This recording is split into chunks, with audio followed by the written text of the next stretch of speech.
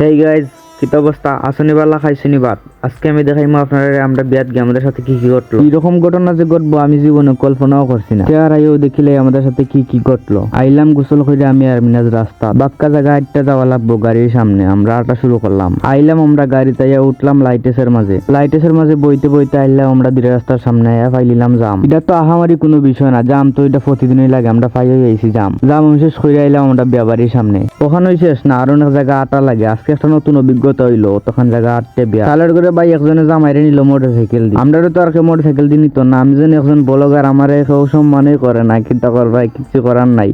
মনের মাঝে কষ্ট নিয়ে আমরা আটা শুরু করলাম। বিয়া তো মিস করা যাইতো না, যাওয়াই লাগবো। তারপর অনেকক্ষণ পরে আইলাম আমরা গেটের সামনে। তারপরে গেটের টাকা নিয়ে মাতামাতি হইছে। অনেকক্ষণ পরে টাকাটা দেওয়া হয়। টাকা দেওয়া শেষে তো আমার এসপি দিয়ে একবারে সাইন না দিলাইছে, কারণ আমার কাছে এসপি আসিল না। তারপরে অতি দুঃখ সহিত তাইয়া বইলাম খানে তো একটু বালাবুরা খাইলে মনটা ফ্রেশ থাকবো নে। তারপরে এখানে একটু জামাইরে দেখানি হইলো। তারপরে আমরা খাই হইয়া বাইরে আইয়া বইলাম। তারপরে গাড়ি তুইটা কন্যারে লইয়া আমরা বাড়িতে ওর উদ্দেশ্য রওনা দিলাম। Thank you for my watching, follow my account.